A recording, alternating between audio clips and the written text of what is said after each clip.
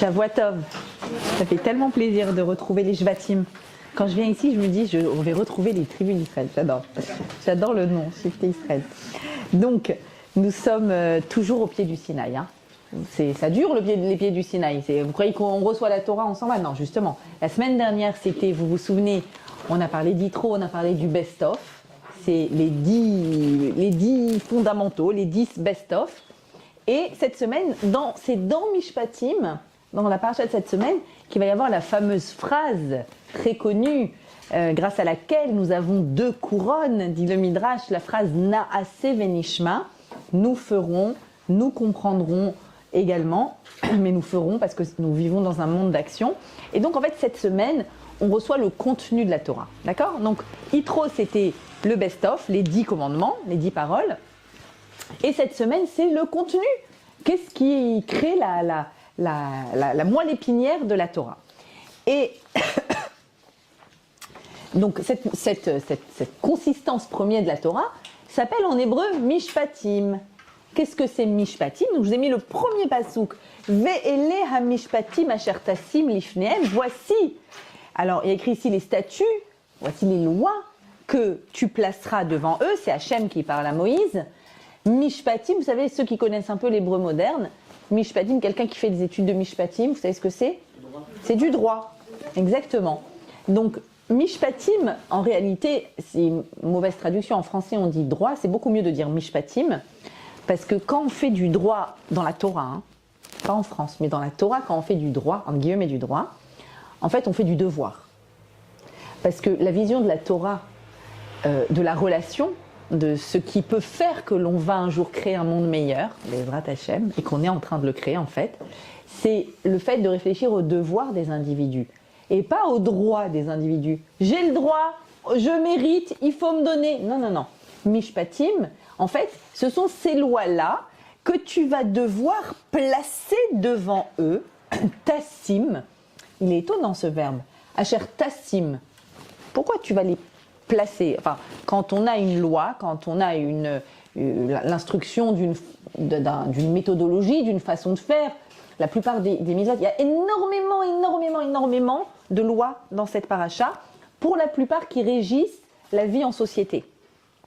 Le fameux bœuf en corner, vous avez peut-être entendu parler, le fameux bord, le fameux trou, quelqu'un qui a creusé un trou dans une route et il n'a pas fait attention de mettre des panneaux devant ou de le reboucher, et quelqu'un est tombé, s'est cassé une jambe ou son animal est tombé, bref, les dommages et intérêts. Tout ce qui régit la vie en société, enfin l'essentiel des lois, se trouve dans la paracha de cette semaine. Ça s'appelle des mishpatim. Les mishpatim, c'est des lois, des lois sociales, des lois extrêmement rationnelles et compréhensibles par la raison. Ces lois-là, mishpatim, tassim lifnehem. Tu vas les poser devant eux. Tassim, ça veut dire poser. Pourquoi poser? Tu vas leur donner ces lois, ou tu vas leur imposer, ou tu vas leur transmettre, tout simplement transmettre. Pourquoi des lois, elles sont posées? Comme si on posait. Comme si on posait quoi? Et ça va être la première question de Rashi. On va être très très proche de Rashi cette semaine. Première question de Rashi sur cette paracha qui va nous donner un avant-goût, j'utilise exprès ce terme, un avant-goût de notre paracha.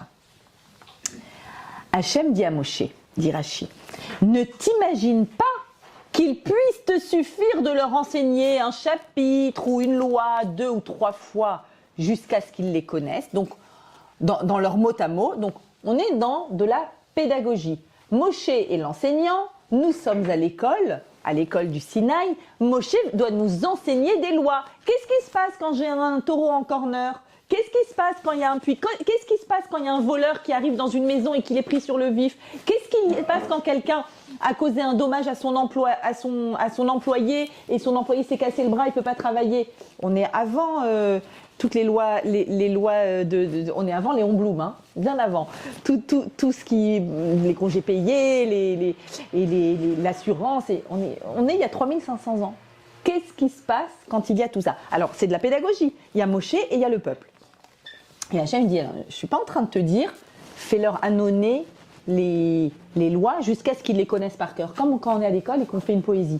et que tu n'as rien compris à Baudelaire et tu es là, tac, tac, tac, tac, tac, tac, tac, vas-y, il faut que j'appuie sur le bouton, hop, et ils vont. Ou bien il y a d'autres cours.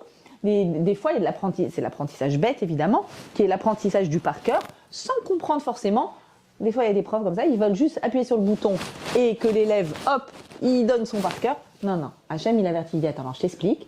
Dans l'école du Sinaï, c'est pas comme ça que ça se passe. C'est pas que tu vas leur faire répéter 2-3 fois le chapitre jusqu'à ce qu'ils se connaissent par cœur. Qu'est-ce qui se passe quand il y a un puits au milieu de la route? Non, non, non. Si tu crois que tu dois pas faire ça, continue Rachi, sans devoir t'astreindre à leur en faire comprendre les raisons et la signification. Nous sommes dans des mishpatim. Ce ne sont pas des choukim. Il y a quelques lois dans la Torah qui s'appellent choukim, comme la loi de la vache rousse, qui sont comme le lait et la viande, à ne pas mélanger, quelques lois comme ça qui sont irrationnelles, qu'il faut essayer de comprendre, parce qu'il y a une partie d'elles qu'on peut comprendre, mais en soi, on ne te demande pas de trouver et de les faire du fait de leur raison. Ah, j'ai kiffé attendre 6 heures après mon steak. Non, à aucun moment tu vas kiffer attendre tes 6 heures. Donc c'est bon, c'est écrit, c'est comme ça, et tu dois t'y conformer. Par contre, les mishpatim, c'est vraiment essentiel, sans jeu de mots, c'est essentiel qu'ils comprennent les raisons et toute la signification de ces lois, qui en ont une évidente. On a dit, c'est des lois sociales. Voilà pourquoi il est écrit. Maintenant, regardez la fin du Rashi. Donc, on a compris. Jusque-là, il dit, pédagogiquement, Moshe doit enseigner ses lois, non pas dans le par cœur, parce que Hachem l'a dit. Bien sûr qu'on fait les mitzvot parce qu'Hachem l'a dit. Mais là, il est fondamental que nous sachions pourquoi ça rend le monde meilleur. Pourquoi c'est comme ça qu'on va avoir une vie à plusieurs qui est plus harmonieuse. Mais Rashi ne s'arrête pas là. Rappelez-vous, il veut nous expliquer le mot tassim. Tu vas les poser. Et donc il dit, c'est la raison pour laquelle il est écrit tassim, que tu placeras devant eux. C'est-à-dire, écoutez bien, comme une table dressée, en hébreu, shulchan aruch, comme une table dressée, prête pour celui qui s'installe pour y manger. Rashi veut utiliser le mot shulchan aruch. Rashi, c'est au XIe siècle. Le fameux livre qui codifie la Torah en halakha a été écrit au XVe siècle, XVIe siècle. Rabbi Yosef Karo, XVIe siècle. Donc bien après Rashi. Pourquoi il a appelé son livre Shulchan Aruch? Vous avez déjà posé la question? Le Shulchan Aruch, tout le monde entend. Le Shulchan Aruch, c'est quand je ne sais pas comment faire, je vais voir le Shulchan Aruch, il me dit comment faire. Ah, j'ai oublié de faire Birkat Amazon. Ah, j'ai du Mezonot et j'ai du Adama. Je fais quoi en premier? Quelle que soit la question. Ah, il est à la chôte de Shabbat. Shulchan Aruch. Toute maison qui se respecte a son Shulchan Aruch. En français, en hébreu, peu importe. D'où vient ce mot Shulchan Aruch? Shulchan Aruch veut dire la table est dressée. C'est original comme nom d'un livre d'halakha. Ça vient de ce Rashi. Parce que ce Rashi introduit les lois rationnelles et dit il faut les présenter comme on présente une table dressée. Alors venez, on réfléchit. Qu'est-ce qui se passe au moment où je viens m'asseoir devant une table dressée? Je veux quoi? Alors en général j'ai faim, et même si j'ai pas faim, je veux de la convivialité. Alors il va se passer quoi? On va essayer de voir une chose. Disons que j'ai pas faim. Voilà, on va prendre le cas où j'ai pas faim. Convivialité, le vivre ensemble, le plaisir d'échanger, d'être là, de partager, comme tu dis. Maintenant, éventuellement, si c'est l'heure du repas et qu'en plus il y a une table dressée, peut-être que j'ai faim. Donc je veux quoi d'autre? En plus du partage. Je veux me nourrir. Très bien. Maintenant, si on me met à table des, je sais pas comment, des plats. Vous savez, il existe des lo alenu, Dieu préserve, mais des personnes qui doivent être nourries qui peuvent pas déglutir ou autre, peuvent être nourries par des compléments alimentaires directement vers l'estomac. Ça nourrit. Non, s'il y a une table dressée avec des compléments alimentaires comme ça, avec juste des plats qui nourrissent, on a très envie de s'asseoir à table? Non, il faut se nourrir, c'est sûr. Mais qu'est-ce qu'il y a de particulier dans le Shulchan Aruch, dans la table dressée? En général, on va essayer d'y mettre du goût, dans le visuel. Alors, il va y avoir un petit peu tous nos sens qui vont être... Il y a de l'odeur, en général, des plats sentent. Il y a du visuel, comme on l'a dit. Il y a de la saveur. Il y a de la saveur. La saveur en hébreu se dit ta'am, le goût. Quand on vient dans un Shulchan Aruch, dans une table dressée, on sait que nos papilles gustatives vont être convoquées. C'est le moment du goût.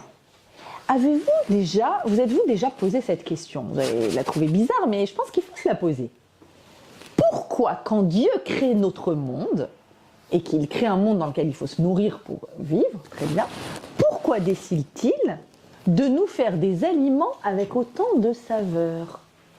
En vrai, il aurait très bien pu nous fabriquer une bouillie qui nourrit, avec une forme, où il n'y aurait pas... je ne sais pas si on a déjà compté le nombre de goûts. Mais je crois que les papilles gustatives, j'avais lu une fois il y a très longtemps quelque chose, mais par exemple, ceux qui s'y connaissent dans les vins, ils ont la capacité de déceler dans leurs papilles gustatives, je crois que c'est un exercice, on peut s'entraîner à ça, mais en tout cas, on a des papilles gustatives capables de capter un nombre extraordinaire de goûts différents. Et la réalité, c'est que Dieu a créé un monde où, dans ce qui pousse et dans les mélanges que nous faisons, notre palais est souvent étonné. D'accord? On est étonné par ce qui se passe. Gratuit, cadeau gratuit. Hein. Il n'était pas obligé. Non, tout d'un coup, vous êtes en train de vous dire « c'est vrai, heureusement, purée, ça aurait été horrible. Mais franchement, on y a échappé, mais ça aurait été terrible. » Bon, super. Donc, on a les papilles gustatives et on a un Shulchan Aruch avec du goût. Le goût, c'est ta'am. En fait, c'est parce qu'il y a du ta'am, parce qu'on sait que ça va être bon, qu'on s'assoit et qu'on se dit « on va passer un bon moment ensemble et puis en plus, ça va être bon. Yes, super !» Parce qu'il y a du ta'am. S'il n'y avait pas du ta'am, si on était nourri par une chose insipide, ça serait vite vu. Hein. Alors, il n'y aurait pas de problème de surpoids, je pense. Forcément. Du coup, là, ça aurait été peut-être un avantage, mais on n'aurait pas eu ce principe-là de la convivialité et du Shulchan Aruch. Le ta'am, c'est quoi? Le ta'am, c'est le goût, et en hébreu, le ta'am, c'est la raison. Parce que la raison, c'est le goût. Pour quelle raison je me mets à table? Ça a du goût. Donc c'est logique. L'hébreu rend compte de ce principe-là, qu'il y a à la fois une rencontre entre un goût, dans la sensorialité, et une raison d'être. Ça, c'est l'objectif de Mishpatim. C'est l'objectif de ce cours. C'est de pouvoir aller à la rencontre des goûts, des raisons, et des raisons qui vont nous motiver à aller et à découvrir encore et encore. Le Shulchan Aruch doit être goûteux. Il ne doit pas être insipide. C'est terrible ce que je vous dis, parce que la plupart du temps, les gens ont l'idée des cours d'Halakha, ils disent « Non mais un cours d'Halakha c'est un peu sec, hein, c'est un peu insipide justement. » Alors que le nom Shulchan Aruch dit « Tu vas te mettre à table, ça va être délicieux, ça va être top. » Donc on va se connecter maintenant à cette idée-là, très forte, que tout ça, ça a du goût.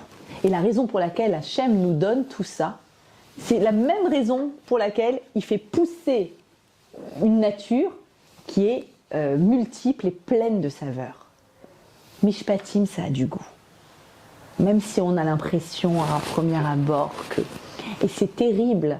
C'est terrible. Il n'y a rien de plus triste, je crois, que le fait que... Je ne sais pas comment le dire, que l'expérience, la mauvaise expérience, hein, bien sûr, pédagogique, ou des fois c'est des préjugés, mais une certaine mauvaise expérience de la Torah, en guillemets, pourrait faire qu'on se dit, mais non, ça c'est ce qui n'a pas de goût. Je vais vous donner un exemple très récent. J'ai eu hier au téléphone une association israélienne avec qui je suis en contact depuis quelques temps. Donc je parlais au responsable de l'association c'est une association qui œuvre énormément en Israël dans tout ce qui est prévention. D'accord ? Depuis la fameuse affaire Valder qui a secoué Israël, etc., il y a une plus grande connaissance, compréhension, sensibilité. Et donc, moi aussi, je les ai... Alors moi, c'est sur autre chose que je les ai contactés, je les ai connus, je les ai contactés pour un très très gros projet que je suis en train de réfléchir à ce projet, essayer de le monter dans les lycées. Moi, je veux faire de la prévention dans les lycées. Alors, c'est pas vraiment de la prévention dans ce sens-là, mais je veux créer des modules d'éducation pour les jeunes hommes et pour les jeunes filles, pour tout ce qui est intimité et kedusha. Et donc, j'étais en contact avec eux et je leur explique mon projet, comment je veux le ficeler, etc. Ce que je fais déjà du côté des filles. Et donc, j'explique. Il me demande comment je fonctionne et je lui dis, ben voilà, je lui explique que c'est pour des lycées, qu'en France, je lui explique comment ça se passe en France, qu'en France, donc il y a des lycées juifs qui ne sont pas forcément pratiquants, des classes mixtes aussi, et il peut se passer des dérapements, des dérapages, toutes sortes voilà, et que je m'adresse à, j'explique quelle est ma cible. Et il me dit, ah, mais c'est incroyable. Donc en France, parce que je lui dis, je parle de prévention, mais j'aboutis à la kedusha. J'aboutis à toute l'idée d'une sexualité kadosh. Et là, il s'arrête et il me dit, ah oui, en France, vous pouvez faire ça. Ah oui. Non, parce qu'en Israël, dans certains endroits, quand j'y vais, je ne peux que parler de valeurs universelles. Si je vais et que j'amène une valeur de la Torah, c'est au secours. On sait que malheureusement la société est clivée et que malheureusement, et je le dis avec beaucoup de peine, ils sont loin du Shulchan Aruch, du goût. Ça a du goût. En fait, on est en train de dire que ce qu'on va présenter, c'est un cadeau, c'est un bon repas délicieux. Ils vont être ravis par ce repas. Ah oui, non mais on a un préjugé que...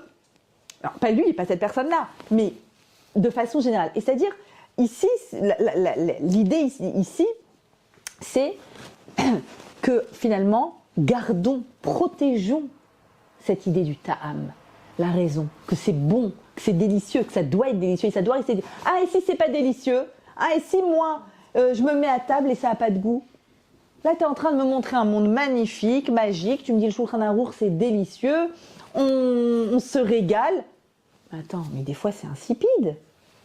Pourquoi des fois ça n'a pas de goût? Je sens que ça n'a pas de goût. Je sens que ça me... Non, moi je ne le sens pas dans mon palais. En fait, on va découvrir ensemble le monde du goût et on va découvrir comment faire pour que ça ait du goût. Alors, et c'est notre objectif. Regardez ce midrash magnifique. Et alors, expliqué par Rav Moshe Shapira, que je n'ai plus besoin de vous présenter. Alors, dans ce midrash, au nom de Rabbi Simon, c'est un rabbi, pas une femme, il dit comme ça, il nous raconte les coulisses. La semaine dernière, vous vous rappelez, on a fait les coulisses du don de la Torah. Là, on va faire les coulisses de la création de Adam, du premier homme, premier humain. Qu'est-ce qui s'est passé à ce moment-là? Et là, on va essayer de comprendre comment ça se fait qu'il y a des choses qui sont insipides. Qu'est-ce qui se passe à ce moment-là? Alors, Dieu, vous vous souvenez, jour 1, jour 2, jour 6, le monde est prêt à accueillir l'humanité. Couronnement de l'humanité. Couronnement de la création du monde. Et il se dit, quand même, une création aussi incroyable que Adam, alors là, je vais quand même en faire part. On est dans les auteurs célestes. Je vais en faire part aux malachim, les fameux malachim Hacharet dont on avait parlé, les anges de service. Et donc, réunion au sommet, les anges de service, j'ai quelque chose à vous dire. Imaginez ce que vous voulez dans anges de service, c'est les forces spirituelles dans le monde. Voilà. Et alors, réunion au sommet, et il leur dit, écoutez, Naaseh Adam Betsalmenu. Nous allons faire, alors, tout ce midrash est issu de quoi? De ce fameux mot Naaseh, faisons. Maintenant, vous savez, on est bien d'accord que la chose la plus importante à savoir, c'est que Hachem, Echad. Echad. Et lui-même, l'auteur de la Torah, il écrit quand il veut fabriquer l'homme, Naasé, au pluriel, faisons. Pourquoi? C'est un petit peu confusionnant quand même. Hein, quand on sait que c'est un fondamental. Alors il dit, celui qui veut se tromper, qui se trompe. La raison pour laquelle je dis Naasé, c'est parce que j'ai convoqué tous les anges. Et j'aurais dit, allez, on y va. Avec toutes ces forces spirituelles-là, faisons. Et là, les anges se sont ligués en factions, à droite et à gauche, comme en politique, et ils étaient, mais alors pas du tout d'accord. Et il y avait une partie qui disait « Yibaré, fabrique-le, ça vaut le coup », et l'autre partie qui disait « Ah, Yibaré, surtout pas ». Alors pourquoi? Alors il y a par exemple l'autre, l'ange du Chesed. À chaque fois qu'on fait une misade chesed, ça crée un ange, vous le savez. Donc la force spirituelle responsable du chesed, de la générosité dans le monde, se tourne vers Dieu et dit « Yibaré, crée-le ». Pourquoi? Parce que toute la journée, il est gomel chassadim. À peine t'envoies un message, j'ai une kala qu'il faut aider, tac, tac, tac, tac, tac, tac, tac. Ça m'est arrivé plusieurs fois, une kala orpheline qu'il faut aider pour se marier. Ma maison, elle explose, je sais plus, je peux plus répondre au téléphone, j'ai trop de... Gomel chassadim, mais waouh! Waouh, quel peuple! Crée-le. Là arrive l'ange de la vérité, le Hémet. Il dit alors là, je ne suis pas du tout d'accord. Ali Barré, objection votre honneur. Surtout pas Koulo Sheker. Il fait que mentir.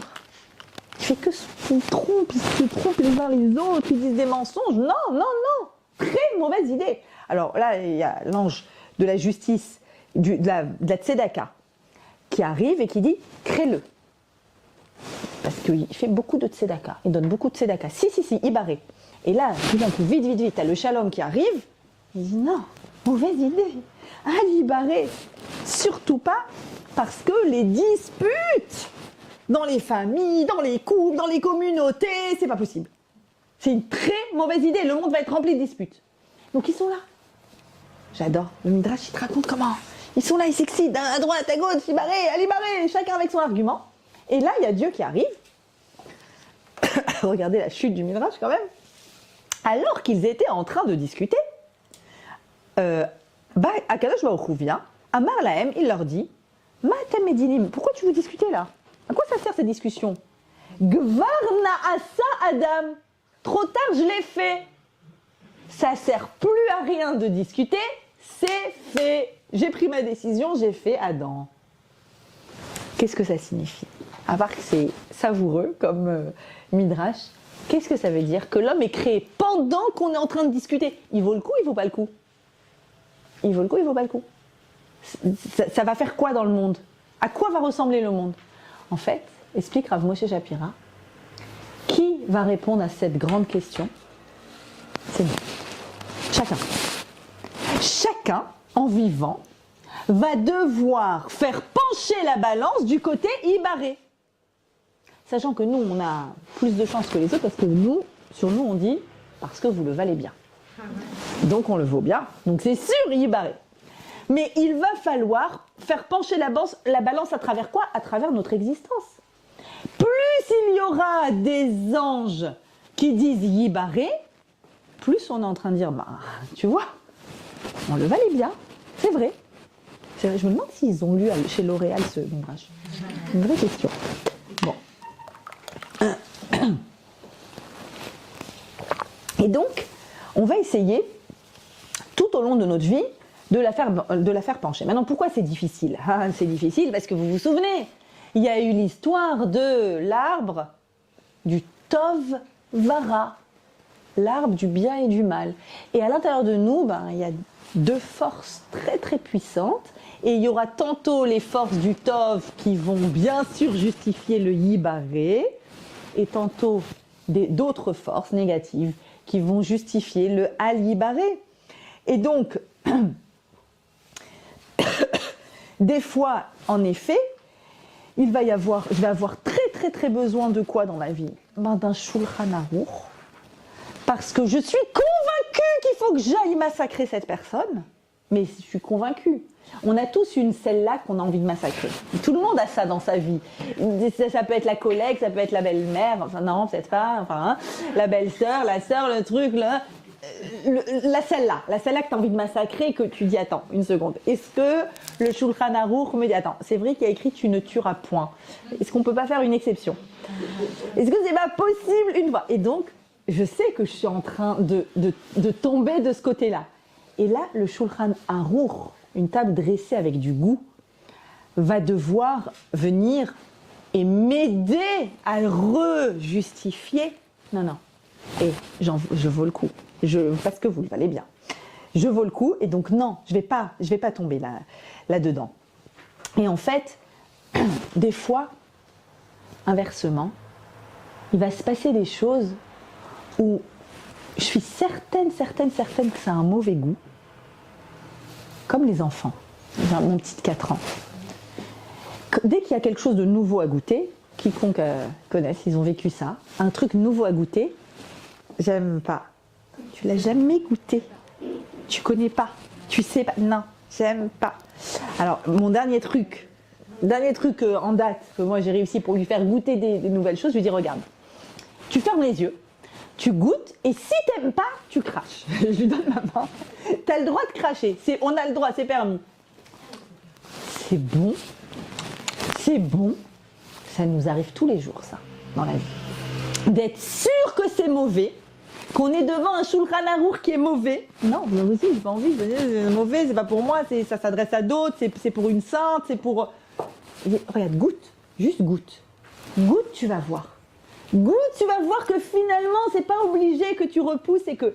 Et tu vas voir qu'il va y avoir un bon goût. Et donc, ce Shulchan Aruch avec ses goûts, qui sont des fois des goûts que je pense être mauvais, mais qui sont bons. Ou des fois, moi-même, j'ai même pas envie d'aller m'asseoir à table parce que je suis en train de faire pencher. Et je vois que je rappelle, non, mais c'est vrai qu'il faut aller à table, ça a du goût. Que ce soit l'un ou l'autre, on est dans un monde goûteux. Ta'am. On vit dans un monde goûteux. Et allons à la découverte des goûts. Et c'est ça que je veux vous faire avec vous ce soir. Voilà, c'est un vrai cours anti-Covid, vous avez compris, hein. Le goût est important. C'est vrai, en nous enlevant le goût, je trouve que c'est vrai, c'est fou, hein. C'est nous montrer à quel point la vie est goûteuse et que c'est terrible de ne pas avoir de goût. Alors, premier goût que j'ai envie qu'on découvre ensemble, quand je me suis assise hier pour aller, Mishpatim, on y va, go. Et ce Shulchan Aruch m'a beaucoup inspiré. Je me dis, quel est le premier goût qu'il faut qu'on ait? Le premier goût à avoir, c'est le goût de soi, je pense. Avant le goût de tout ce qu'il y a autour de moi, est-ce que je sais me reconnecter avec le goût qu'il y a à l'intérieur de moi, c'est-à-dire avec ma consistance, mon intériorité, ma profondeur, ma réflexion aussi, pas le prêt-à-penser, pas voilà, pas d'être mené par des troupes qui vont réfléchir à la place de moi, etc. Pourquoi je vous dis ça? Parce que comme d'habitude, je lis ma paracha, quand je veux donner un cours sur la paracha, je la lis. Des fois je m'arrête et des fois je dis « Waouh, ce passouk, je l'avais oublié, mais il est incroyable ce passouk !» Et tout d'un coup, là, l'otillé, achare rabim leraot, ne suit pas la multitude pour mal faire. Velo ta'ane al riv, lintot achare rabim lehatot. Il y a un jeu de mots dans ce passouk. Achare rabim leraot, de suivre de nombreuses personnes vers le mal, et plutôt achare rabim lehatot. C'est de là qu'on apprend qu'il faut suivre la majorité quand un juge, on parle ici d'un juge, quand un juge doit trancher, il faut qu'il y ait au minimum 2 voix de plus dans un sens, une seule voix ça ne suffit pas, 2 voix de plus pour que ça s'appelle une majorité et qu'on aille dans ce sens-là. D'accord? Donc, qu'est-ce qu'il est en train de dire ici ce passouk? Alors regardez ce que dit Rashi.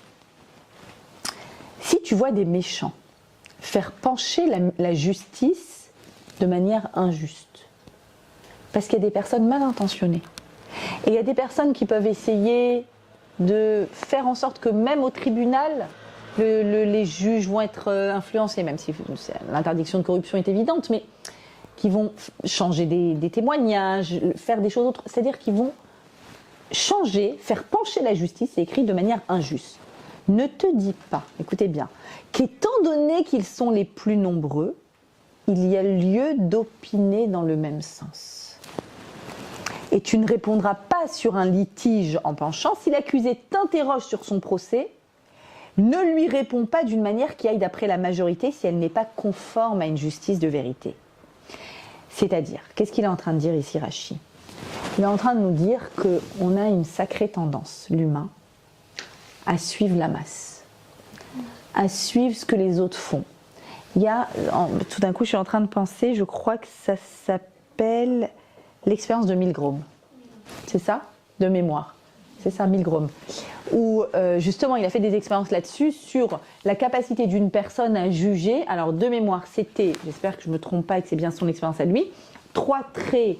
Il montre un papier sur lesquels il y a 3 traits verticaux, un petit, petit, moyen, grand, c'est extrêmement visible. C'est un exercice pour les GAN 2, GAN 3 à peu près.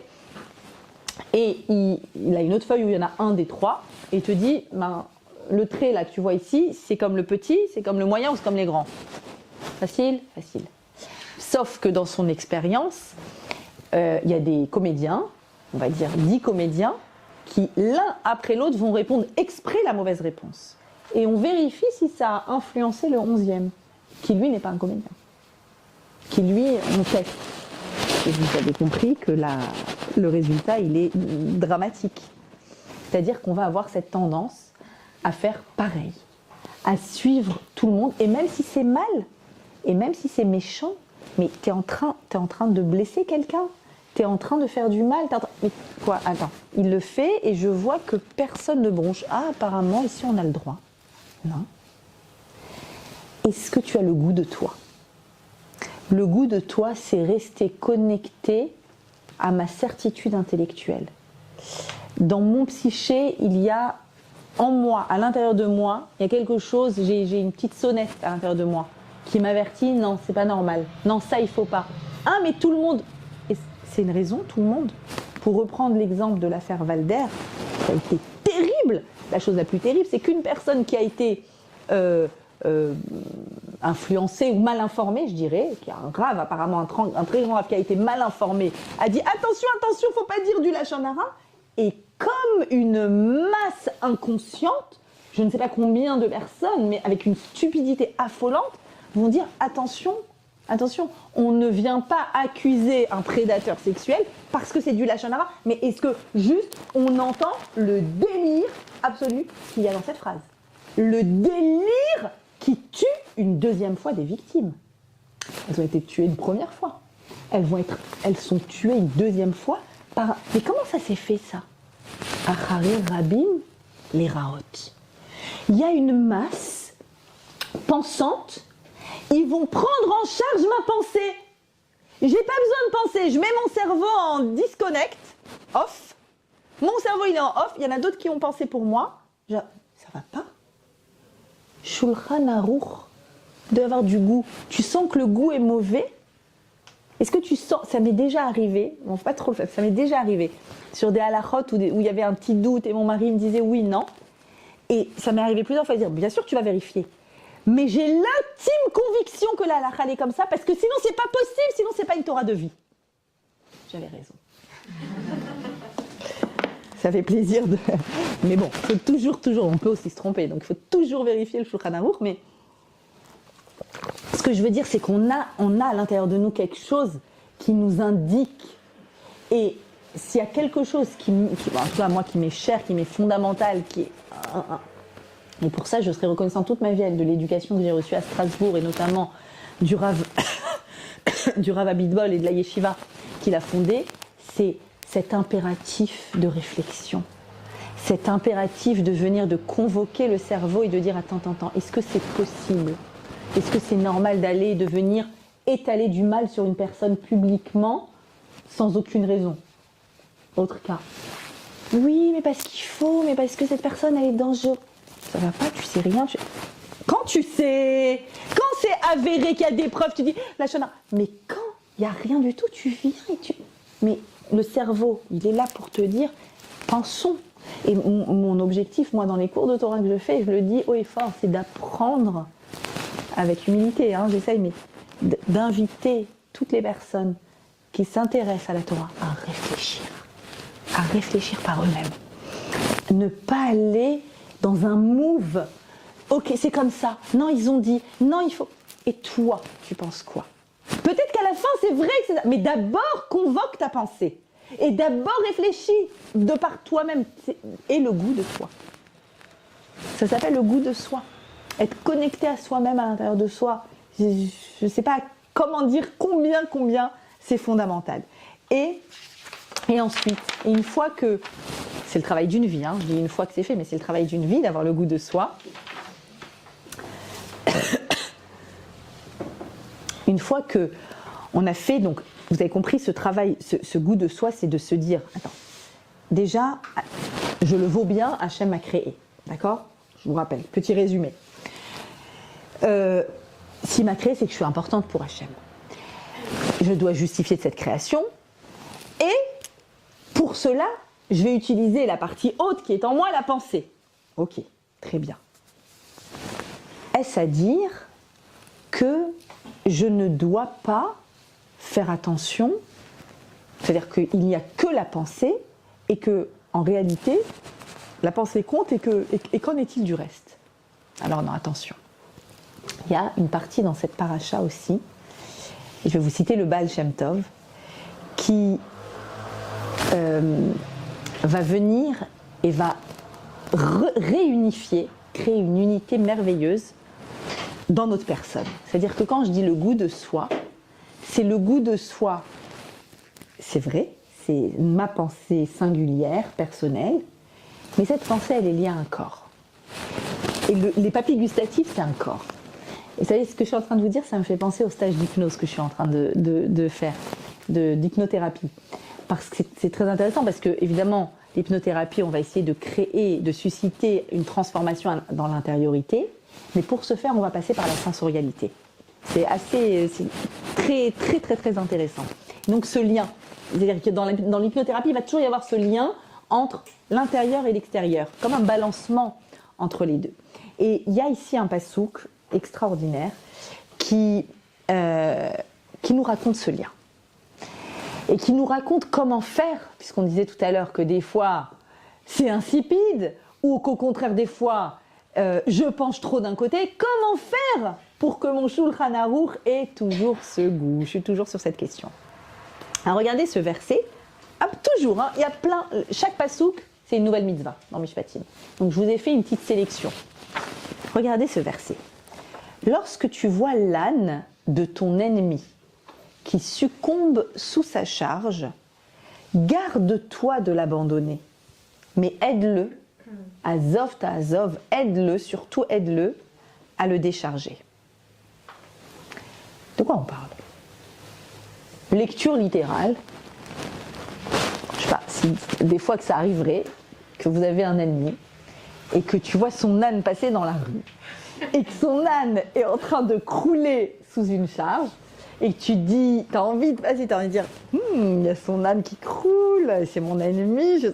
Bon bah, tu sais quoi, allez, vas-y, va l'aider à décharger son âne. Allez, on va le faire en mode voiture.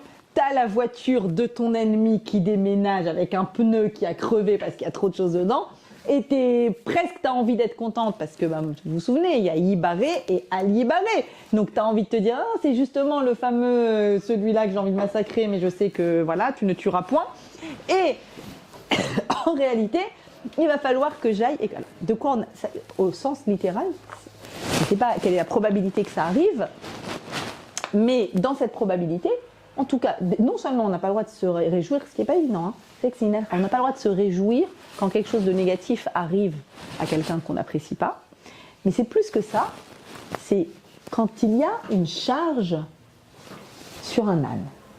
Et là, on a le Baal Shem Tov qui va venir nous donner une explication digne du Baal Shem Tov. Alors, qu'est-ce qu'il dit, le Baal Shem Tov? Je l'ai imprimé, magnifique. Il nous raconte une histoire. le Baal Shem Tov nous raconte l'histoire d'un âne qui a une ossature solide, mais comme tous les ânes, un âne s'est têtu. Ok ? Et donc, un jour, on a mis sur son dos de très lourdes charges, mais l'animal est resté immobile, il ne voulait pas bouger. Ok. Alors, un homme passe et dit au maître de l'âne, « Oh là là, mais il est têtu, tu sais ce que tu dois faire? Qu'est-ce qu'on fait avec un animal qui ne bouge pas? Clac, clac, clac, allez, avec ton fouet. » Et plus il le fait, plus l'âne enfonce ses sabots, il refuse de bouger. Un autre passe et lui dit, « Oh là là, non, non, ça va pas du tout. Tu sais quoi, il faut vraiment qu'il comprenne ton âne. Il a une charge trop légère, c'est pour ça.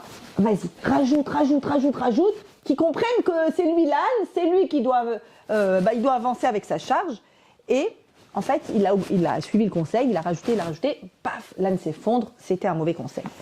Un autre arrive et lui dit, ah là là, à quoi ça sert un âne? Mais de toute façon, tu vois, il bouge pas, il s'effondre et tout. Allez, laisse ton âne ici, viens et abandonne-le, suis-moi, viens, on va kiffer ensemble.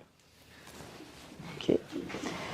Et non, il hésite, il dit non, je peux pas abandonner mon âne et la charge qu'il y a dessus, non. Et puis là, le dernier, il arrive et il lui dit, le frapper, c'est pas une bonne idée, le surcharger, c'est pas une bonne idée, ni l'abandonner.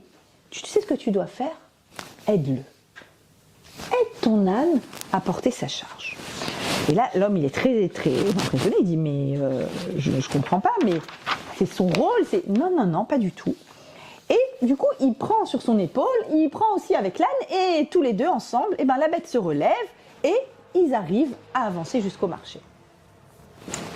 Et le Baal Shem Tov, en racontant cette histoire, il dit, vous savez, l'histoire de cet âne qui a une trop grosse charge, et qui s'effondre, c'est notre histoire.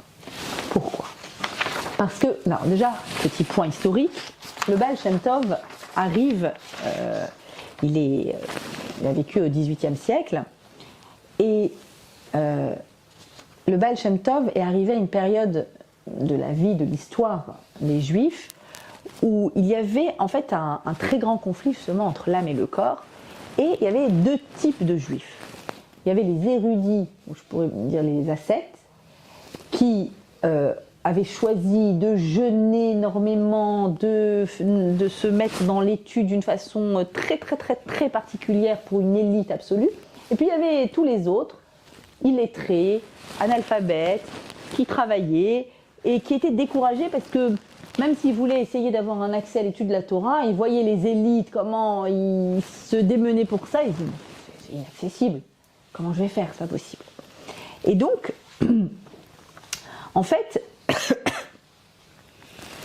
en réalité, vient le Baal Shem Tov et il dit comme ça. Il dit, faut pas battre l'animal, faut pas le surcharger, faut pas l'abandonner, faut l'aider. Alors, comment on aide l'animal? Alors, aider l'animal, dit le maître hassidique, le problème tient au fait que le corps porte la charge de l'âme. Mais les mitzvot de Dieu sont autant pour le corps que pour l'âme. Elles sont la marchandise du corps autant que celle de l'âme. Les mitzvot raffinent le corps, l'élèvent, donnent un sens à son existence. Une mitzvah, c'est un acte bilatéral accompli par une personne, donc par une âme, mais sur un corps. Une âme qui est sur un corps réuni et ils agissent ensemble. Et donc, le corps creuse jusqu'à révéler l'essence de son être et jusqu'à s'attacher à Dieu. En fait, ce que dit ici le Baal Shem Tov, il dit, je résume la chose, il dit, si tu vois l'âne, voyez votre pasouk, qui tiré chamor sonecha. Si tu vois le chamor, l'âne, c'est chomer. Chomer, c'est quoi en hébreu? La matière. Si tu vois ta matière, ton corps, ta corporalité, sonecha, c'est si tu la vois comme ton ennemi, alors, en fait, tu la vois comme ton ennemi parce que ton âme, elle cherche à se lier à tout ce qui est spirituel et elle a l'impression que le corps entrave sa progression. Donc elle se dit, mon corps, c'est mon ennemi. Comme cette élite qui étudiait en mettant le corps de côté, en jeûnant et en mettant le corps à rude épreuve. Si tu la vois qu'elle poids sous sa charge, quelle est sa charge? La Torah et les mitzvot. Le corps a une charge. Mais le corps ne reconnaît pas que la Torah et les mitzvot sont là pour le raffiner, pour l'élever. Et donc, il refuse cette charge. Et il se peut qu'en refusant cette charge, donc c'est le Shulchan Aruch insipide, c'est pas possible, c'est pas pour moi, je peux pas, c'est mauvais, ok. Il se peut que tu sois tenté de lui refuser ton aide, dit le Passouk. Je suis toujours mot à mot sur le Passouk. Alors, dans ce cas-là, si tu ne veux pas aider le Hamor, le Chomer, tu vas choisir la voie de la mortification et tu vas devenir perché et le jeûne et pour briser la matérialité, c'est ce qu'il pensait à l'époque du Baal Shem Tov, mais c'est pas du tout cette approche-là qu'il faut avoir. Au contraire, tu l'aideras avec lui. Nourris le corps, inspire-le, raffine-le, élève-le, de sorte que l'âme et le corps se compléteront et se réaliseront ensemble et s'aideront l'un l'autre à porter cette marchandise. Je trouve ce texte du Baal Shem Tov extraordinaire, parce que le Baal Shem Tov est le premier qui a réussi à concilier la dualité de l'humain, ces deux extrémités que sont le corps et l'âme. On a des mishpatim qui viennent et qui me disent « c'est une table goûteuse, c'est délicieux. Ah, oui, non, mais c'est un poids. Je le vis comme un poids. Je le sens comme une charge. Mon âne est en train de s'écrouler sous cette charge. » Arrive le Baal Shem Tov et il dit « non, t'as pas compris. C'est un poids qu'on porte ensemble. En réalité, toi, tu le visualises comme un poids, mais dès que tu es avec, dès que tu l'aides, tu vas voir que finalement, pas du tout. C'est quelque chose qui est là, qui a du goût. Mais pour ça, il faut d'abord que tu viennes et que tu t'assoies à table et que tu manges. Et que tu vois comme mon petit 4 ans qui dit non, je veux pas, c'est pas bon. Vas-y, mange. Je tente. Essaye de te l'approprier. Et avec ce juste lien entre le corps et l'âme, c'est ça le vrai goût. Parler de commencer par avoir le goût de soi, d'avoir une tête bien faite, qui réfléchit, qui avance, ok. Et cette tête, elle est liée à un corps. Et ce corps, il a de la sensorialité. Et il y a du goût. Et tout ce qu'il y a, tous les mishpatim, c'est un passouk de mishpatim, toutes les mishpatim qu'il y a dans cette paracha, ils sont là pourquoi ? Pour te dire, allez, ne crée pas de réalité. Vous savez que la plupart du temps, on est divisé. C'est réel. On a nos moments, on va à Shifte Israël, on fait le cours de Torah, check. C'est mon moment religieux. Et on a nos moments off. J'ai 2 moments dans ma vie. Le moment haut, le moment reste. Pourquoi ? C'est intéressant, le Shulchan Aruch te dit la table dressée, c'est-à-dire au moment de la table dressée, donc c'est le moment off. C'est le moment convivial. Oui, non, mais attends. À ce moment-là, au moment où tu nourris ton corps, tu le nourris comment ? Là aussi, il y a un Shulchan Aruch au sens Shulchan Aruch. Comment tu parles à ceux qui sont à côté de toi ? Comment tu écoutes ce qu'ils te disent ? Comment vous vous jugez les uns les autres ? Comment tu crées un lien, une harmonie ? Comment tu fais pour que tout ça, ça ait du goût ? Comment tu fais pour rendre le monde meilleur, en réalité ? Et ça commence par avoir un goût de soi entier, total, une entité. Il n'y a pas une partie comme ci, une partie comme ça. Il faut réussir à atteindre cette harmonie. Et si j'atteins cette harmonie, alors, peut-être j'aurai la chance même de réussir à découvrir le goût de l'autre. Et ça, c'est encore un autre pan de la paracha de Mishpatim, essentiel bien sûr. Il y a moi qui essaye d'être connecté, d'être cette entité, et forte de cette entité, et tous les autres. Les autres aussi, ils ont du goût, entre guillemets. Une singularité, une essence, une particularité. Comment je fais pour être en lien avec tous ceux qui sont autour de moi et que ce soit harmonieux ? Alors, le premier élément, il aurait fallu qu'on s'assoie dans une yeshiva pendant une 20aine d'années ensemble pour répondre à cette question. J'ai même pas exagéré, parce que les psukim de Mishpatim sont ceux qui vont donner naissance aux grosses gmarot, vous avez peut-être entendu, Baba Batra, Baba Metsia, d'accord ? Les babot. Les fameuses babot, c'est les grosses gmarot qu'on étudie en yeshiva, et c'est des études qui durent 10, 15, 20 ans. Ça dépend de... Voilà. C'est un peu plus long que les études de droit, c'est normal, c'est des études de devoir. Donc les études de devoir, elles sont toujours plus longues que les études de droit. Et donc, j'ai pas cette prétention, là, vous avez compris, tout de suite, pareil, je vous ai fait une petite sélection et je vous ai donné les indispensables. Quel est le premier indispensable? Le premier indispensable dans mon lien à l'autre. C'est-à-dire la base de la base de la base. On a la base de la base. Et après, je vous ai donné les deux extrêmes. Le point A, numéro 1, franchement, qui est le minimum, et ce vers quoi il faut tendre. Ok? Le minimum. Le minimum, c'est ça. Im kesef talve et ami. Si tu en viens à prêter de l'argent à quelqu'un de mon peuple. Situation, là, pour le coup, c'est pas l'âne de l'ennemi qui est dans le boulevard rue Saint-Didier, on est d'accord. Hein? C'est faisable. Avoir à prêter de l'argent à quelqu'un, tu sais, j'ai une petite difficulté passagère, j'ai besoin d'argent. Avec plaisir, c'est mon ami, ou je le connais, ou ma communauté. Et ha'ani imar. C'est un pauvre qui est avec toi. Lotielo kenoché, ne te comporte pas comme un créancier à son égard. Lo tesimun alav necher, tu ne dois pas demander des intérêts. Ça, c'est la base. Ça, c'est la Torah pour les nuls. D'accord? La base de la base de la base, l'interdiction de prêter avec intérêt. Pourquoi? Qu'est-ce qui se passe quand je prête avec intérêt? Prêter avec intérêt, ça veut dire je gagne à ce que tu sois dans la zut. C'est bien pour moi que tu aies un problème en ce moment. Ça me fait gagner quelque chose. Même philosophiquement, indépendant. C'est-à-dire, je gagne quelque chose à ce que quelqu'un aille mal. Est-ce que c'est possible de gagner quelque chose à ce que quelqu'un soit dans une mauvaise passe? Philosophiquement, c'est impossible et matériellement, c'est impossible. Et ça commence là, à ce niveau-là. C'est-à-dire que, ah oui, mais pendant ce temps, mon argent n'est pas en banque et en banque, il gagnerait. On s'en fiche. On s'en fiche. C'est la mitzvah numéro 1. C'est une très grande mitzvah de prêter de l'argent à quelqu'un qui a besoin sans intérêt. Je sais que depuis toute petite, je grandis en guillemets un petit peu avec cette mitzvah parce que mon père qui n'est pas du tout communautaire et qui voilà, il étudie dans un homme qui étudie dans son coin, mais il y a une chose qu'il fait, il faudrait que je lui demande comment il s'est mis à le faire ça, je sais pas. Depuis que je me rappelle de moi toute petite, c'est le cas.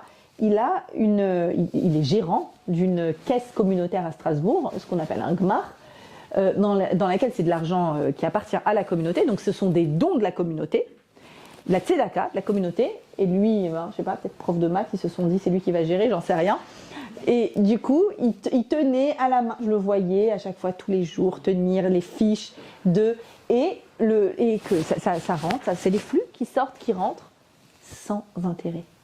Fondamental. C'est pour ça qu'il y a des caisses internes aux communautés. Toute communauté qui se respecte a sa caisse interne de prêt.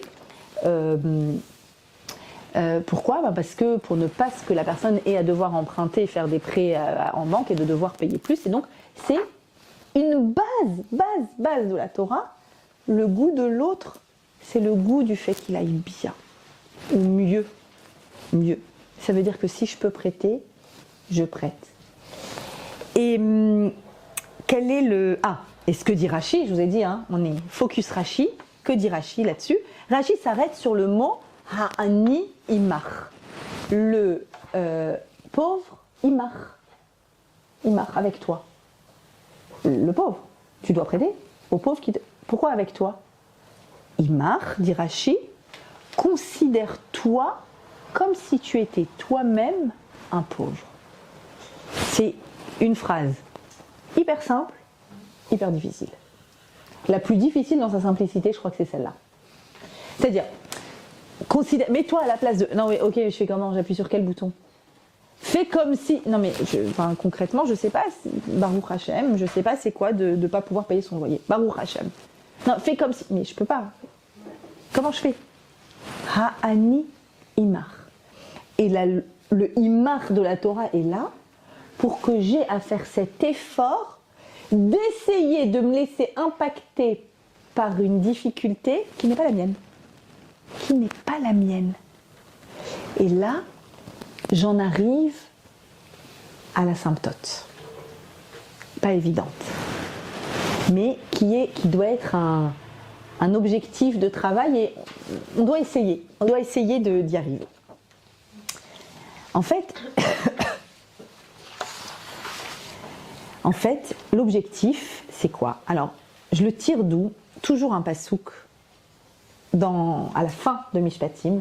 Je disais, à la fin de Mishpatim, une fois que toutes ces lois sont données, Dieu parle à Moshe, lui dit voilà le brit, l'alliance, et tout le monde va répondre Naase Venishma, donc un monde d'action, Venishma, avoir une bonne pensée.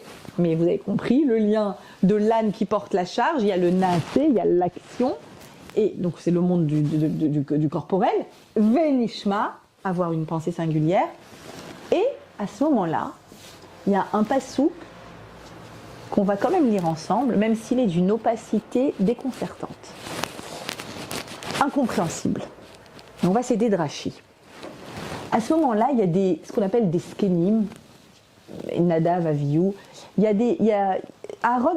Moshe, quand il monte à ce moment-là pour avoir donc ce contenu-là sur le Sinaï, il est accompagné des anciens. D'accord? Un groupe de sages, d'éminents sages qui sont avec lui. Et à ce moment-là, il y a ce passouk qui dit, donc le sujet de ce passouk, c'est tous ces skenim, tous ces sages. Vaïr où ils ont vu et Eloké Israël. Sur le Sinaï, ils ont vu le Dieu d'Israël. C'est le seul endroit dans la Torah où il est dit sur des personnes voir Dieu. Vous êtes d'accord que même si je vais plus loin, enfin, on est dans l'inconcevable. Dieu n'est pas visible, il n'y a pas de forme, il n'y a pas de corporalité, c'est invisible. Au moment du Sinaï, quelque chose de Dieu devient visible pour ces personnes-là et à ce moment-là précis. Et ça ressemble à quoi? Alors le plus étrange, c'est que la Torah vient me dire à quoi ça ressemble ce qu'ils ont vu. Ça ressemble à quoi? Vous allez voir, c'est pas très clair, hein, ce qui est normal. Vetachat raglav, sous les pieds donc de Dieu, si on peut s'exprimer comme ça, il y a quoi? Quelque chose de semblable au brillant du saphir et de limpide comme l'essence du ciel. Ça vous a aidé? Vous êtes, c'est bon? Vous vous dites ça y est, là, ce soir on a appris à voir, c'est bon. Bon, c'est normal que le texte soit opaque, parce que c'est incroyable quoi, qu'il y ait un passouk. Moi-même j'avais oublié qu'il y avait un passouk qui disait qu'à ce moment-là, des personnes où ils ont vu. Ils n'auraient pas dû voir. Ça c'est un autre sujet. Mais bon, en tout cas ce qu'ils ont vu c'est ça. Et le ça, c'est quoi le ça? Bon, il y a quelque chose de brillant, il y a du saphir, et il y a quelque chose qui est de... Bon, le ciel, je comprends. Quand on regarde le ciel, comme disait Rabbi Nachman, est-ce que tu as regardé le ciel aujourd'hui? C'est l'infini, c'est le cosmos. Alors, il y a quelque chose qui est de l'ordre de ça. Alors en fait, on est dans du sens que midrashique, du sens profond. Rashi, il essaye toujours de donner le sens littéral, mais là, c'est évidemment pas possible. Et donc, Rashi nous dit, qu'est-ce qu'on veut nous dire à travers ces images-là? Ils ont vu quoi? C'est quoi ce qu'il fallait voir de l'essence de Dieu? Alors, en fait, c'est un jeu de mots. Sur le mot, vous voyez, au début, il y a écrit « Kema'ase livnat asapir ». Sapir, c'est le saphir. Livnat, c'est le brillant du saphir. Et livna, levena, c'est quoi levena? C'est une brique. Les briques, on les a vues où dans la Torah? C'est-à-dire ce même mot-là, on l'a vu il y a quelques parachutes, il n'y a pas très longtemps, au moment de l'esclavage en Égypte, il y avait écrit les levenim, les briques. Alors de là, Rashi dit en fait, il était devant ses yeux, ce saphir-là, ce livnat levena, c'était devant les yeux de Dieu pendant le temps qu'a duré la servitude, afin de lui rappeler les souffrances d'Israël qui étaient asservies à la fabrication des briques. C'est poussé, hein? On a un saphir qui est brillant, livnat, qui est comme de la levena, qui est comme levena, la brique. C'est comme, pour nous donner une image, un objet très brillant qui est devant Dieu, pour qu'en permanence il est devant ses yeux la souffrance d'Israël pendant l'Égypte. Ça, c'est du côté de la souffrance. Et du côté de la joie, de l'existence, il y a aussi les moments de joie, de bonheur. C'est la deuxième analogie qui est faite. Comme la substance des cieux, quant à la pureté, dès l'instant de leur libération, c'est devenu devant lui lumière et joie. L'idée de Shamaïm et de Tohar, cette pureté-là, c'est quoi ce Tohar? C'est ce qui est convoqué par le moment de la libération de la plus grande des oppressions. C'est-à-dire, j'essaye de faire du clair dans ce passouk archi opaque. Hein. J'ai poussé ce soir. Hein. Pardon. En fait, ce qui m'a donné l'idée, je vais vous dire, c'est que j'ai étudié un texte de Rav Wolbe où il cite ce passouk dans Mishpatim. Et pourquoi il le cite? Il le cite justement pour dire que c'est la première mida de Dieu. Et c'est la première mida de Moshe, et c'est pour ça que Moshe est devenu le libérateur d'Israël. Quelle mida? La mida vers laquelle je voudrais qu'on tende. Vous avez compris, si mon objectif de ce soir c'est de créer un monde meilleur, vous auriez pu sans gêne me dire « Ah ouais, t'as de l'espoir toi. Ah ouais, t'y crois quoi. Tu viens au cours de Shifté, t'y crois, voilà, t'es pleine d'optimisme. » C'est comme si t'as oublié ce qui se passe dans les familles, au travail, partout où il y a ça se querelle, où ça se dispute, où c'est dur. Vous vous rappelez? Yibaré, Yibaré. Créer un monde meilleur, rien que ça. Et en fait, pour ça, alors vous avez vu dans Mishpatim, il y a plein de mitzvot, qu'on n'a pas évidemment toutes citées, mais il y a la mida première de Dieu, qui est la mida première de Moshe, qui est celle qui a pu nous donner la sortie d'Égypte, et qui est celle, je me suis dit c'est ça qu'il faut enseigner ce soir, qui est celle qui nous permet d'être assis autour d'une table dressée et que tout est du goût. À tous les niveaux. Que ce qui est posé ait du goût et que tous les convives soient goûteux pour nous. Que ce soit un kiff. Que ça parte pas en querelle, en vrille. Vous savez combien de personnes me disent le pire moment à la maison c'est Shabbat? Vous savez comme je veux pleurer quand j'entends ça? Parce que toute la semaine on court, on n'a pas hyper le temps de se disputer non plus. Je vais un truc, ok bye, moi je vais là-bas, c'est super, ah ouais t'es revenu, ah t'as pris le temps, et les cours de... Shabbat, on allume les bougies, on s'assoit. Au fait, lundi soir, quand tu m'as dit que... Et vas-y, et les enfants entre eux aussi, règlement de compte. La table est dressée, Shulchan Aruch, quel goût à cette table. Quelle est cette première mida, la plus importante, vers laquelle on doit tendre? En hébreu, ça s'appelle, je vais vous dire en français tout de suite après, Rav Wolbe explique cette mida, mais c'est la plus importante pour être bien les uns avec les autres. Il l'a dit, il l'a décrit dans le chapitre qui s'appelle le chapitre du Chesed, mais c'est l'étape ultime du Chesed. C'est-à-dire que quand on travaille le Chesed, Rav Wolbe il dit, on va travailler de d'abord trouver le manque de l'autre.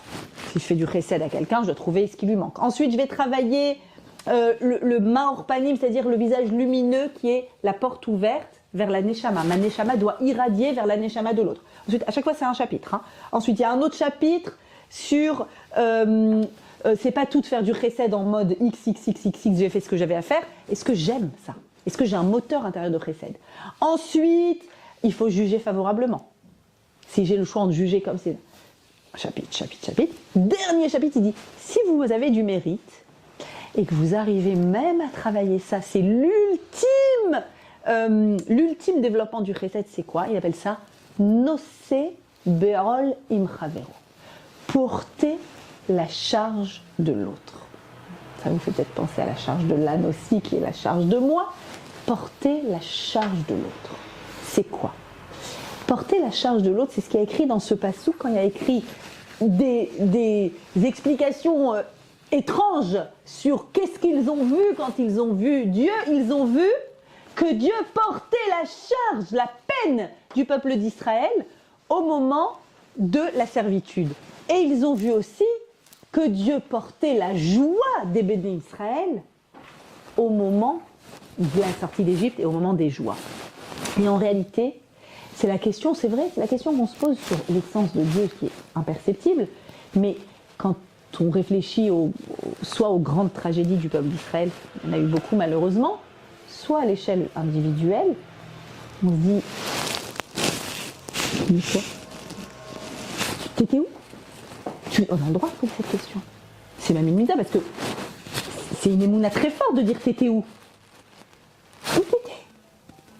Où t'étais? Pourquoi on ne te voit pas? Ah, alors je t'explique. Devant moi, il y a la brique. Je porte cette charge, je sais que vous ne le voyez pas. Vous vivez dans un monde opaque. Je sais que pour vous, humains, mais je veux que soit écrit dans ma Torah que ma première mida, c'est que je porte ce que tu portes. T'as mal, j'ai mal. Et il rapporte et il dit, pour chaque larme versée d'un Ben Israël ici, tu as la même larme versée d'Akadosh Baruch Hu en connexion totale. T'as mal, mais j'ai mal. T'es contente? Tohar Shamaim. C'est ma joie. C'est une mida extraordinaire, mais d'une difficulté extrême. C'est celle qui va faire notre table dressée. Vraiment. Pourquoi c'est très difficile? Parce que c'est difficile d'être... D'abord, on a une zone de confort, c'est vrai. C'est-à-dire que quand il se passe quelque chose de difficile pour quelqu'un, il faut envoyer un repas, j'envoie. C'est bien, hein, c'est du recette, c'est bien. Il faut envoyer un petit mot, j'envoie. Il faut dire qu'on est passé, on a essayé de faire... Ok, mais Nosé Béol, c'est se laisser intérieurement impacter par ce qui se passe chez l'autre. C'est-à-dire, je le porte, c'est là. Alors, est-ce que je pleure pas comme si c'était moi, mais bien qu'avec le Hani, rappelez-vous le Hani, Rachid vient sans gêne, il me dit, et si c'était toi le Hani, t'arrives à faire comme si c'était toi? Ça veut dire que le lien à l'autre, vous voyez, il y a une frontière entre moi et l'autre, c'est la frontière des corps. Eh bien, cette frontière des corps, il faut quelque part, au niveau de la sensorialité, qu'elle soit poreuse. Au niveau de la sensorialité, il ne faut pas dresser un mur qui dit, bon, c'est son histoire, je vais faire ce que j'ai à faire, les bonnes manières, tac, tac, tac, mais c'est sa vie, c'est son histoire, j'ai ma vie, j'ai mon histoire. Et la plupart du temps, quand je donne un cours comme ça sur la sensibilité, j'ai toujours cette question qui me vient, quelqu'un qui me dit, certainement que vous vous la posez, non mais, il y a une limite, moi je suis trop sensible. Je suis trop sensible, je peux pas non plus... moi, il faut que je me protège. Ma mère, elle m'a toujours dit, écoute, protège-toi, t'es trop sensible, tu vas pleurer, ça va te faire... Et moi, je suis un petit peu méchante par rapport à ça, et je dis, venez, on arrête de se protéger. Venez, on arrête de dire, ah non, mais attends, ma zone de confort. Venez vraiment, vraiment, quand il y a quelqu'un qui dit, j'ai mal, j'ai besoin, c'est douloureux. Je prends un exemple basique, parce que c'est quelque chose qui m'arrive plusieurs fois par jour. Une ou un célibataire qui m'appelle et qui me dit il y a quoi dans ton sac à main? Dans ton sac à dos plutôt. Ouvre et sélectionne, c'est pas possible. Ne me dis pas que t'as pas une solution. Et c'est terrible parce qu'on se sent impuissant. J'ai tellement envie d'ouvrir mon sac à dos et de dire attends, cherchons. Mais oui, mais bien sûr, mais comment n'y ai-je pas pensé? On en rêve de ça. Et l'impuissance.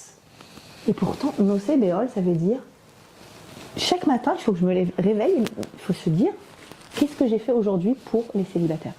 Qu'est-ce que j'ai fait aujourd'hui pour telle personne, j'ai appris qu'elle est malade? Tu peux rien faire, t'es pas médecin. Téhilim, je peux faire.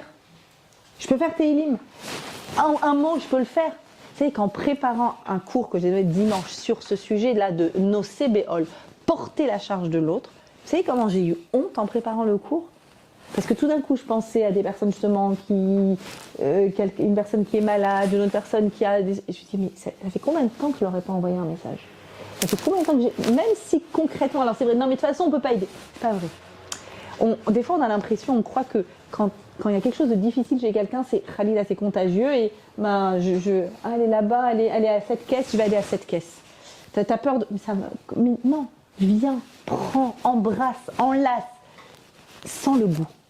Sans ce goût-là, se laisser impacter par une sensorialité, vraiment, une sensorialité parce que réellement, je pense que si on est capable de porter, l'autre y porte moins. J'en suis convaincue. D'ailleurs, c'est écrit concernant les personnes malades que quand on visite un malade, ça lui retire, je sais plus, un 60e, un 30e, je sais plus quelle partie, ça lui enlève une partie. Et quand on visite une personne endeuillée, ça lui enlève une partie de sa peine. C'est-à-dire, c'est du concret. Mais à part ça, réellement, ça veut dire, je viens et je te dis, tu sais, ton histoire. C'est vrai, c'est pas mon histoire. Mais ton histoire, j'accepte de me laisser impacter par ton histoire. J'accepte qu'elle ait un effet sur moi. C'est un travail d'une vie, hein. C'est pas, mais c'est par cette amygdala qu'Hachem veut qu'on le voit. C'est-à-dire que surtout ne croyez pas que je suis pas là. Surtout ne croyez pas que votre peine ou votre joie, c'est bon, la vie suit son cours et que... Non, je vais être là dans ta choupa. Je suis avec toi dans tel et tel événement. Et d'ailleurs, la shrina, vous savez, la choupa, la shrina est là et se réjouit et se... Je finis en vous racontant cette histoire de Baba Salé. Je crois qu'elle résume très bien tout ce qu'on a dit aujourd'hui. La plupart du temps, quand on parle de Baba Salé, on raconte des histoires de miracles. La bouteille de vin avec la serre, les miracles. Baba Salé, à votre avis, d'où Baba Salé, il était capable de faire tellement de miracles? Que les gens guérissent, qu'ils aient des enfants, qu'ils trouvent leur masse. Comment il faisait? C'est quoi? Un jour, t'es béni de Dieu, et un jour, il s'est passé quoi? En fait, alors, j'aime cette histoire parce qu'elle ne raconte pas un miracle. Elle raconte c'est quoi la vie d'un être sensible. Et c'est l'histoire, donc, un jour, il était juge rabbinique, Dayan, de sa ville, et il siégeait ce jour-là au tribunal, et il reçoit un litige entre un homme riche qui a prêté de l'argent, un homme pauvre, sans intérêt, sur le contrat, mais la date pour le remboursement est arrivée, il vient exiger son remboursement et le pauvre lui dit « Je peux pas. Je croyais que j'allais pouvoir faire tel... Et en fait, ma situation a continué à aller mal et je suis désolée, j'ai même pas... C'est écrit. Mais regarde, t'as signé, mais je sais, mais je peux pas. Viens au tribunal. Le juge te dira que t'es obligé. Ça veut dire quoi? Je peux pas, t'as signé. » Ils arrivent ce jour-là, c'est Baba Salé. Il écoute les deux. Il dit, regarde le contrat, il dit, c'est vrai. La paracha dit, attention, un contrat, c'est un contrat. Et on ne doit pas favoriser le riche et on ne doit pas défavoriser. Tu dois, ou à l'inverse, favoriser le... Tu dois être juste. Sois juste dans ton mishpat. Et donc il dit, en effet, c'est vrai. Et donc il faut... Et il dit, je suis dans l'obligation d'écrire, vous m'avez demandé un din, le psak din, c'est qu'il doit rembourser. Et il commence à écrire. Et en fait, il est tellement secoué de sanglots de savoir qu'il y a un homme qui ne peut même pas rembourser cette somme-là.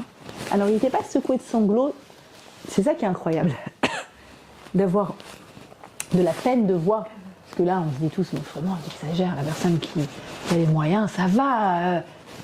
Il y a un autre interdit, c'est qu'on n'a pas le droit de mal juger une personne. On va savoir pour quelle raison, il en a besoin maintenant, il a besoin. Mais il est secoué de sanglots de voir la peine de cet homme et comment il va faire pour rembourser. Et donc, il va pour écrire, il essaye d'écrire à l'encre, avec la plume, l'encre, il pleure. Non, quand il pleure, il pleure. Il pleure tellement qu'il ne peut pas écrire. Ça se dilue. Il y a tellement d'eau que sa feuille est imbibée d'eau et qu'il doit recommencer, Et à la vue de Baba Saleh qui est comme ça en train de pleurer, la personne qui exigeait sa dette a dit « Je m'excuse, je renonce. C'est pas un miracle. C'est pas que la personne qui était dans le besoin a eu le miracle. Vous voyez ce que je veux dire? C'est-à-dire que de voir, lui, il avait certainement un cœur plus dur. La loi, c'est la loi. J'ai pas envie de me faire arnaquer. Après, je vais. Mais quand il a vu cet homme secoué de sanglots, impacté par la peine, non, il aurait pu remplir sa feuille. Au revoir, j'ai fini mes horaires, les heures du bureau, je rentre à la maison sur mon shulchan arour, je vais aller manger. Non mais, qu'est-ce qui a du goût si tu sais qu'il y a quelqu'un qui est dans cet état? Et donc, évidemment, évidemment, non, pas si évidemment, mais il a renoncé à sa dette. Et je crois que c'est ça. C'est ça, Mishpatim. Mishpatim, c'est vrai, c'est des lois qui doivent être respectées. C'est un Shulchan Arour. Mais c'est un Shulchan Arour qui a du goût. Et ce goût-là, l'objectif, dans les cours que j'essaye de donner, dans vos études, l'objectif, c'est de sentir que c'est bon. Ah, j'ai senti que c'est pas bon, retourne et réétudie. Il y a un truc qui manque, c'est pas possible. On t'a dit que c'est une table dressée, on t'a dit que c'est bon. Alors vas-y, revois ta copie et retrouve un autre itinéraire qui va faire que tu vas, ou peut-être plus tard, ou peut-être autrement. Mais ça doit être bon. Et ce goût-là, eh ben, c'est le goût de toi, et c'est le goût des autres, et c'est le goût de plusieurs personnes qui sont autour d'une table et qui passent un très bon moment ensemble. Bezrat Hashem, que cette paracha nous permette d'augmenter tous ces goûts-là, toutes ces saveurs-là, qu'on puisse se remplir de toutes ces saveurs-là et vivre des tables dressées tous ensemble dans l'harmonie, dans la sérénité.